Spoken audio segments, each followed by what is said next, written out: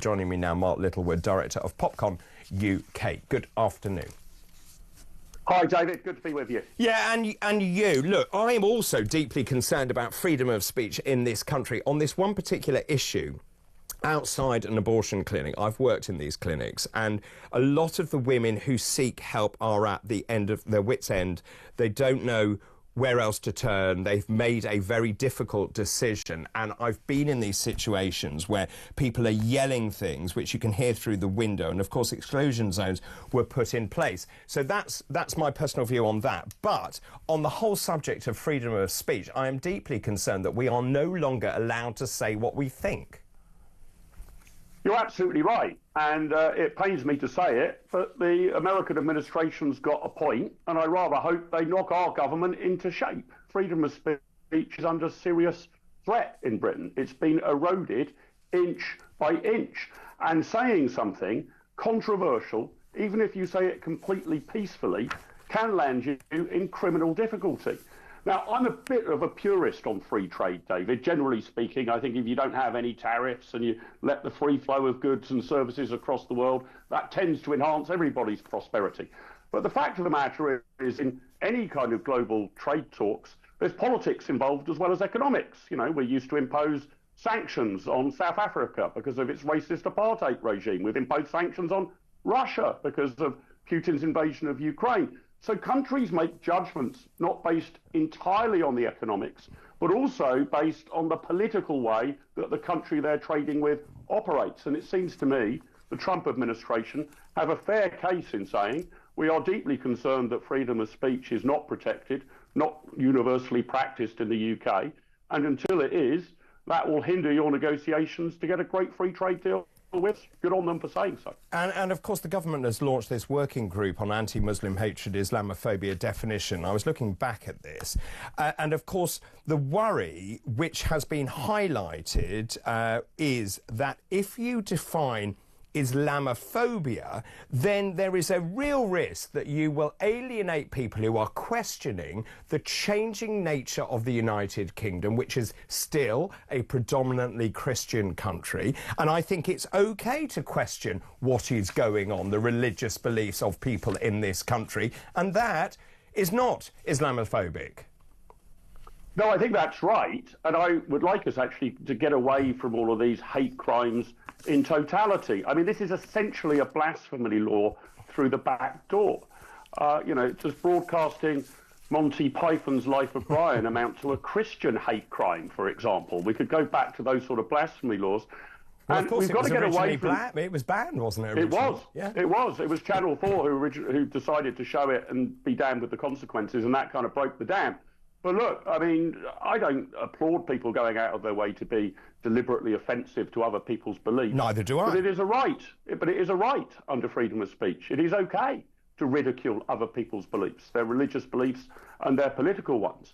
And allowing people to do that is absolutely vital in a free society.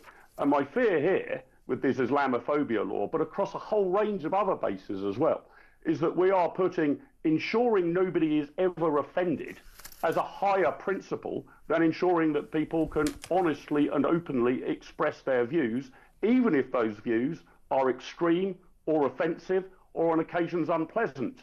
Of course, we need to illegalise activities or even speech which is directly incitement, but not speech which is just hurtful or painful or causes offence or causes umbrage. That is within the realm of what any self-respecting Western liberal democracy would unambiguously allow. And you don't have a right not to be offended. In short, we need to get away from that principle, which now seems to be out-trumping our rights to express our honest opinions, even if others disagree with them, and even if others find those opinions loathsome.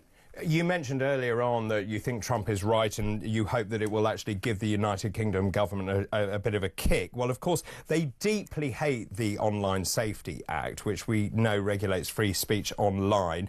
We know the administration hates that in the United States because they're deeply worried about the levies, the fines that might be imposed on social media platforms, on tech companies that are based in the United States. I mean, it's interesting, isn't it, that Jonathan Reynolds, the business secretary, believes that they can can still secure a deal even though Liberation Day is tomorrow. Let's just pause and listen to what he said this morning. It appears tomorrow there'll be no country in the world exempt from the initial announcements, but then there'll be the potential to reach agreement with the US on a better way forward. I believe the work that we have done, which I would want, ideally, to be frank, to have been able to exempt us from this moment. I think that our trading relationship is a very strong and fair and balanced one, so I don't believe there's the need to do this. But I do believe we're in a position to reach agreement. Some of that comes down to the US and whether they want to do that, but I do believe not only can we get to a place where we are avoiding tariffs on each other, but we're also actually strengthening that trade relationship, giving more access for UK businesses to the US market. What's your reading of that, Mark? That was obviously Jonathan Reynolds talking to the BBC this morning. What's your view on that? Is that wishful thinking? Absolutely. It seemed to me there almost entirely that the wish was the father of the thought, David. That what you've got to understand here is that the online safety bill, as presently constructed, effectively does amount to potential tariffs on American tech companies. If we are going to have the right of the British government to extract some proportion of their annual revenues or profits, I can't remember which, but to extract money from them if they don't act in a way that we consider appropriate, then you are effectively not just imposing a tariff on American companies, but on perhaps their most dynamic growing sector in which they're world leaders. So we can't have it both ways round. If you want to get a trade deal, you need to exchange things across the table. You might not be able to get there on everything all at once. Sometimes we think that a trade deal is some enormous document which is the last word on the relationship between two countries for 100 years. In practice, you need to go back and forth every few months, always see what you can get further over the line. But if we're threatening big fines on tech companies, essentially for things they can't control, you could argue that this is a bit like levying a fine on the owner of a wall if somebody graffitis something unpleasant on that wall. Well, I would hold the graffiti artist responsible for that, not the wall owner. And if tech companies are putting in place, reasonable protections, they can't check every last thing that's posted. That's enough in my mind. So not only is this potentially an attack on freedom of speech, but it's a major tariff on an important sector of American business. Don't be surprised, therefore, if any negotiations we have with the American administration about trying to liberalise trade end up rather stuck in the quicksand. Let's just talk about the economy. Of course, the OBR has downgraded the prospects for the United Kingdom. This is on the back of Rachel Reeves' spring statement. If you recall, also, the government, I think, has now committed to getting defence spending to 2.5%. There is no other reason other than to pacify the United States. It is the right decision, in my humble opinion. But also, in terms of our economic situation, the OBR also says that actually the reality is that given that Rachel Reeves has given all this money to her union mates, there is no doubt there will be more tax rises, despite the fact that Rachel Reeves says there are no more tax rises coming down the road. Yeah, that's right. I mean, but I actually think the problem is, David, at some point you are taxing the economy to the absolute maximum. And I suspect that if we're not at that point, we're a whisker away from it, such that if you try to dial up any taxes even more, you actually find that your revenues decline. Because people decide, I don't know, they're going to retire early, not strive for that promotion, potentially even leave the country. I mean, for crying out loud, we've got more millionaires deserting Britain than any other country in the world, bar China. This is a catastrophe for tax revenue. So I wonder whether we've actually now reached the limits of dialing up tax. You just simply can't turn it up anymore. If you do, you'll have a higher rate of tax, but you might actually have less revenue coming into the coffers. We're taxing at about 38% of national income if you add all taxes together, and that's the most any government has ever been able to tax out of the economy in peacetime. So the heavy lifting, frankly, has to be done by finding savings, by finding spending reductions. We cannot keep having the government spending at the level it is, not just today, but if you look forward a few years, it gets worse and worse and worse with an ageing population, requiring health treatment, social care and all of the rest of it, with a public sector pensions time bomb.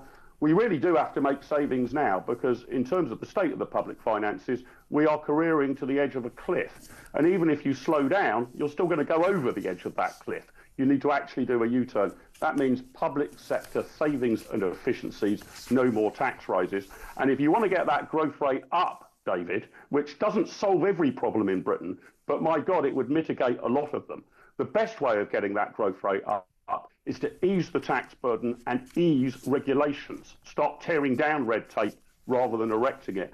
And I'm afraid this Labour government has shown no appetite to do either of those Well, things. of course, it's an anathema. Almost an addiction to more state spending. Well, it's an anathema to the Labour government, isn't it? It's ingrained in their DNA. They're all about raising tax. That's absolutely right. But, I mean, unfortunately, or perhaps you might even say fortunately, the Labour Party's broad instincts or ideology here is now clashing with economic reality. I was trying to make a mathematical point rather than an ideological one. And it might be that they stumble across the truth that if they really are even remotely serious, that growth is their number one priority, that as Keir Starmer said, they would be laser focused on it. That means it is a higher priority than anything else, carbon net zero, decent payouts to their trade union friends. Well, if it really is, they're going to have to tilt in a lower tax, less regulation direction. But I fear, David, you might be right. We'll probably just see a government in paralysis that doesn't actually have the guts to embrace that sort of agenda. So I'm afraid that, you know, my message to you and your viewers and listeners is cheer up, things can only get worse. Well, I mean, I think you make some great points. You know, you've got the billionaire Blasphemy Mittal considering leaving the UK. Charlie Mullins also has written a piece today in one of the broadsheets talking about why he moved to Spain because he's sick and tired of paying so much tax. I mean, clearly, I think most people realise that actually if you reduce the tax burden, it incentivises people to work hard, to grow their businesses, to employ people. If you tax them to the hilt, they can't afford to live and therefore the business is closed. I don't think that's rocket science. No, that's right, David. And it's also particularly true at the very high end. It's not that I've got a soft spot for millionaires and billionaires or, you know, cry into my pillow at night worrying about their plight. But if you're actually interested in getting revenues in, here are a couple of stats to conjure with. The top 1% of earners provide more than a quarter of all income tax receipts. Now, I'm not suggesting that all of that top 1% are just going to flee the country, but that gives you an idea of the proportion of tax that's at stake. And the top 10% of earners contribute well more than half of all income tax receipts. So if you are in any way deterring those people from working, or worse still, encouraging them to flee the country altogether, don't feel any pain in your heart for them, but do feel some concern that the Treasury will not be bringing in the sort of money it previously was, and therefore funding things like the National Health Service, schools, hospitals, road networks, our court system becomes that much more difficult, and you need to dial up the tax on the people slightly lower down the ladder. So I actually think the way out of this is lower rates, higher revenues, but also crucially to unblock the economy from the vast amount of regulation we've got. We're in danger of converting the UK from being a nation of producers to being a nation of compliers. We're all spending all of our time going around making sure we're compliant with regulation. And of course, we've got to be compliant with some basic regulation. But if you spend all of your time doing that and worrying about that and not producing, don't be surprised that your growth rate is on the floor and that everything gets harder year on year and year. And I'm afraid that's rather the doom spiral we've now got ourselves into. Mark, really good to talk to you. Mark Littlewood there, director of PopCon UK. Well, thanks for watching. And if you enjoyed that video, please make sure you give it a like and subscribe to the PopCon YouTube channel. You can also find out more about us on our website, popularconservatism.com, and you can follow us on social media. Details are in the show notes below.